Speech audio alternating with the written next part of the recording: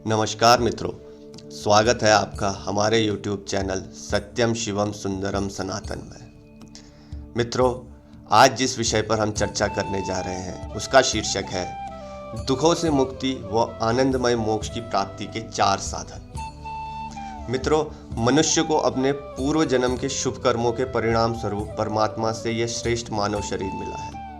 सब प्राणियों से मनुष्य का शरीर श्रेष्ठ होने पर भी यह प्रायः सारा जीवन दुख व कलेशों से घिरा रहता है। दूसरों लोगों को देखकर यह अपनी रुचि व सामर्थ्य अनुसार विद्या प्राप्त कर धनोपार्जन एवं सुख सुविधा की वस्तुओं का संग्रह व उनके भोग को ही सुख व परम लक्ष्य मान लेता है। इसे यह पता नहीं होता कि यह सारी वस्तुएं जिन्हें हम अपने सुख के लिए प्राप्त करते हैं उनमें दुख भी मिलता है।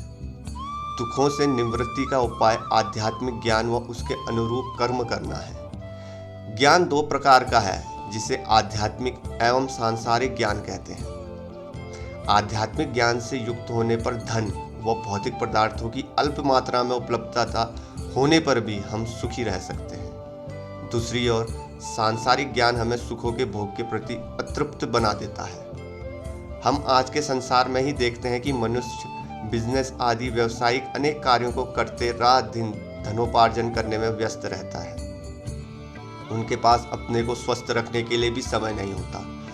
सोकर उठते ही वो अपने कुछ अति आवश्यक दैनंदिन कार्य करते हैं और धनोपार्जन के कार्यों में लग जाते हैं। रात्रि शयन से पूर्व तक भोजन आदि के लिए कुछ समय निकालकर वो सारा समय धन कमाने व सुख सुविधा की वस्तुएं एकत्रित कर मनोरंजन आदि करने में लगाते हैं। ऐसा करते हुए उसकी आयु व्यतीत होती जाती है और मृत्यु आ जाती है। क्या इसी का नाम मनुष्य जीवन है? ऐसा कदापि नहीं हो सकता। हमें अपने शास्त्रों को पढ़कर अपने विवेक से आत्मा व मनुष्य जीवन के उद्देश्य को जानना चाहिए और अक्षय सुख मोक्ष के आनंद की प्राप्ति के लिए प्रयत्न करना चाहिए। मित्रों, मनुष्य केवल भौतिक जड़ पदार्थों से बना हुआ शरीर ही नहीं है, अपितु इस शरीर में एक दिव्य, अनादि, नित्य, अमर, सूक्ष्म वह एक देशी चेतन जीवात्मा भी है। मनुष्य जीवन को मोक्ष का द्वार कहा जाता है और वस्तुतः यह बात ठीक भी है। मोक्ष का अर्थ दुखों से पूर्ण निवृत्ति होना माना जाता है। मोक्ष की परिभाषा यह है कि दुखों से पूरी तरह से छूट जाना मोक्ष है।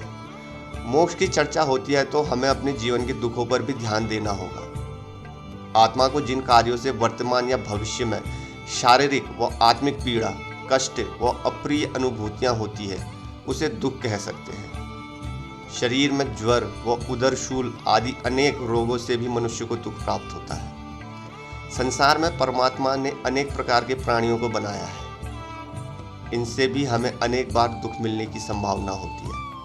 संसार के सबसे महान व्याकरणाचार्य ऋषि पाणिनि के बारे में कहा जाता है कि एक शेर ने उन्हें खा लिया था, जिससे उनकी मृत्यु हुई थी। ऐसी घटनाएं मृतक व उनके संबंधियों को दुख देती है। तीसरे प्रकार के दुख वो होते हैं जो प्राकृतिक आपदा यथा बाढ़, अतिवृष्टि, सूखा, भूकंप आदि कारणों से होते हैं। मनुष्य जीवन भर इन्हीं दुखों में फंसा रहता है। आजकल प्रदूषण व मिलावट से भी अनेक प्रकार के रोग आदि हो रहे हैं। वायु, जल, अन्न, वनस्पतियां एवं औषधियां सभी प्रदूषित हैं। मनुष्य की आय जो वैदिक काल में 100 से 300 व 400 वर्ष तक होती थी, आजकल प्राय 55 से 80 वर्ष के बीच ही समाप्त हो जाती है। अतः मनुष्यों को किसी प्रकार का कैसा भी दुख आने से पूर्व उसके विषय में चिंतन करने के उसके निवारण के लिए प्रयास करना चाहिए। वैदिक शास्त्रों में बार बार के जन्म, मरण तथा सभी दुखों से मुक्ति के लिए ही पंच महायज्ञों, स्वाध्याय, आसन, प्राणायाम, ध्यान, योग, संध्या, यज्ञ व सदाचारण आदि का विधान किया गया है। मोक्ष व दुखों की स्थायी निवृत्ति के लिए मनुष्यों को किन साधनों को अपने जीवन में करना चाहिए, इसका उल्लेख ऋषि दयानंद जी ने सत्यार्थ प्रकाश के 9वें समुल्लास में किया है। वो अपने ग्रंथ में 4 प्रकार के साधनों का उल्लेख करते हैं। इन 4 साधनों के नाम विवेक, वैराग्य, षटक संपत्ति तथा मुमुक्षत्व है।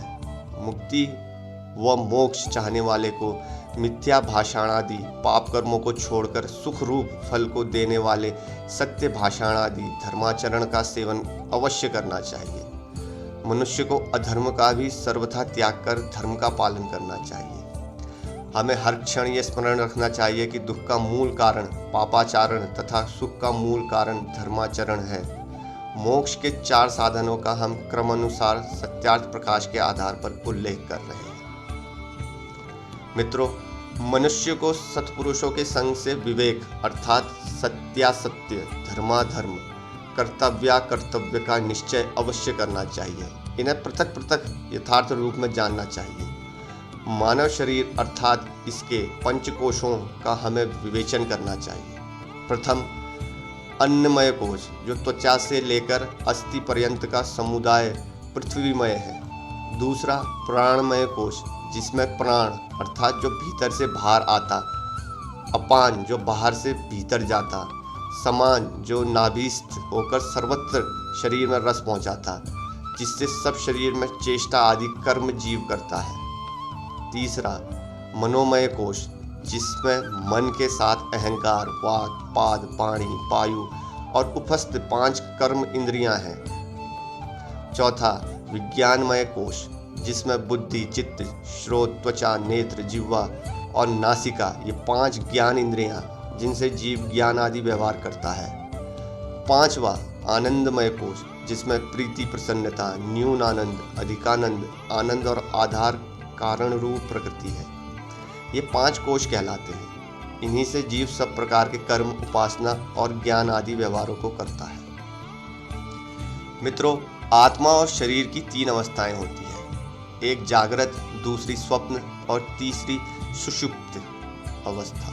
3 शरीर हैं। एक स्थूल जो यह दिखता है, दूसरा 5 प्राण, 5 ज्ञानेंद्रियां, 5 सूक्ष्म भूत, मन तथा बुद्धि, इन 17 तत्वों का समुदाय सूक्ष्म शरीर कहलाता है। यह सूक्ष्म शरीर जन्म, मरण आदि में भी जीव के साथ रहता है। इसके 2 भेद हैं। एक भौतिक अर्थात जो सूक्ष्म भूतों के अंशों से बना है, दूसरा स्वाभाविक जो जीव के स्वाभाविक गुण रूप है। यह दूसरा अभौतिक शरीर मुक्ति में भी रहता है।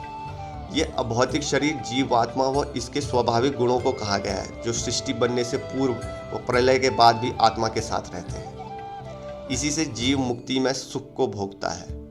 तीसरा कारण शरीर जिसमें सुषुप्त अर्थात गहरी निद्रा होती है, वह प्रकृति रूप होने से सर्वत्र विभु और सब जीवों के लिए एक है। चौथा तुर्य शरीर वो कहलाता है जिसमें समाधि से शरीर का पराक्रम मुक्ति में भी यथावत सहायक रहता है। इन सब 5 कोशों तथा 3 अवस्थाओं से जीव पृथक है। जब मृत्यु होती है तब सब कोई कहते हैं कि जीव निकल गया। यही जीव सबका प्रेरक, सबका धर्ता, साक्षी कर्ता तथा भोक्ता कहलाता है। जो कोई ऐसा कहता है कि जीव कर्ता व भोक्ता नहीं है, तो जानो वह व्यक्ति अज्ञानी व अविवेकी है, क्योंकि बिना जीव के जो ये सब जड़ पदार्थ हैं, इनको सुख दुख का भोग व पाप पुण्य कर्तव्य कभी नहीं हो सकता। हाँ, इनके संबंध से जीव पाप पुण्यों का कर्ता और सुख दुखों का भोगता है। जब इंद्रियां अपने अपने विषयों में मन इंद्रियों के साथ और आत्मा मन के साथ युक्त होकर प्राणों को प्रेरणा करके अच्छे व बुरे कर्मों में लगाता है, तभी वह बहिर्मुख हो जाता है। उसी समय अच्छे कर्मों को करने में भीतर से आनंद, उत्साह, निर्भयता और बुरे कर्मों को करने में भय, शंका, लज्जा उत्पन्न होती है। यह अंतर्यामी परमात्मा की शिक्षा मनुष्य की जीवात्मा में होती है। जो कोई इस शिक्षा के अनुकूल बरतता है वही मुक्तिजन्य सुखों को प्राप्त होता है, और जो विपरीत करता है वो बंधजन्य दुख भोगता है। मोक्ष प्राप्ति का दूसरा साधन वैराग्य है। विवेक से जो सत्यासत्य को जाना हो, उसमें से सत्य आचरण का ग्रहण और असत्य आचरण का त्याग करना विवेक है। जो पृथ्वी से लेकर परमेश्वर पर्यंत पदार्थों के गुण, कर्म, स्वभाव को जानकर उसकी आज्ञा पालन और उपासना में तत्पर होता है, उससे विरुद्ध न चलना तथा सृष्टि से उपकार लेना वैराग्य कहलाता है। मित्रों, इसके पश्चात तीसरा साधन षटक संपत्ति अर्थात 6 प्रकार के कर्म करना। एक शम जिससे अपने आत्मा और अंतःकरण को अधर्माचरण से हटाकर धर्माचरण में प्रवृत्त कर रखना। दूसरा दम जिससे श्रोत्रादि इंद्रियों और शरीर को व्यभिचारित बुरे कर्मों से हटाकर जितेंद्रियवादी शुभ कर्मों में प्रवृत्त रखना। तीसरा उपरति जिससे दुष्ट कर्म करने वाले पुरुषों से सदा दूर रहना। चौथा तितिक्षा, इसका अर्थ है कि चाहे निंदा, स्तुति, हानि, लाभ कितना ही क्यों ना हो, परंतु हर्ष, शोक को छोड़ मुक्ति साधनों में सदा लगे रहना। पांचवा श्रद्धा, जो वेदादि सत्य शास्त्र और इनके बोध से पूर्ण आप्त विद्वान सत्योपदेष्टा महाशयों के वचनों पर विश्वास करना। छठा समाधान, चित्त की एकाग्रता से यह 6 मिलकर तीसरा साधन षटक संपत्ति कहा जाता है। चौथा साधन मुमुक्षत्व है, जैसे तृषातुर को सिवाय अन्न व जल के दूसरा कुछ भी पदार्थ अच्छा नहीं लगता, वैसे बिना मुक्ति के किसी दूसरे साधन से प्रीति ना होना। इन साधनों के बाद ऋषि दयानंद जी ने 4 अनुबंधों को भी चर्चा की है। मित्रों, मनुष्य का जन्म ज्ञान प्राप्ति, सदाचरण तथा मुक्ति के उपाय व साधनों को करने के लिए ही हुआ है। वह लोग धन्य है जो वैदिक साहित्य तथा सत्यार्थ प्रकाश आदि ग्रंथों को पढ़कर अपने जीवन को मोक्षगामी बनाते हैं। मिथ्या आचरण का त्याग किए बिना तथा सत्य आचरण और मोक्ष के साधनों को अपनाए हम दुखों से पूरी तरह से निवृत्त नहीं हो सकते। हमने इस वीडियो में मोक्ष की चर्चा की है। यह ज्ञान किसी मत, मजहब, पंथ व समुदाय के पास नहीं है। जब ज्ञान ही नहीं तो मोक्ष को प्राप्त भी नहीं हो सकता। जिस प्रकार अन्न, जल, वायु, सुभाषित और स्वर्ण के गुणों को ना जानने वाला मनुष्य इन पदार्थों से लाभान्वित नहीं हो सकता, उसी प्रकार मोक्ष को ना जानने वाला मनुष्य व धर्माचार्य भी मोक्ष के अनुरूप आचरण ना करने से इसे प्राप्त नहीं कर सकता। तो मित्रों, ये थी आज की हमारी वीडियो। आशा करते हैं आपको हमारी आज की ये वीडियो पसंद आई होगी। अगर आपको हमारी आज की ये वीडियो पसंद आई तो हमारे वीडियो को लाइक और चैनल को सब्सक्राइब करना बिल्कुल मत भूलिएगा। तो मित्रों, मिलते हैं अगले किसी और वीडियो में। तब तक के लिए हर हर महादेव।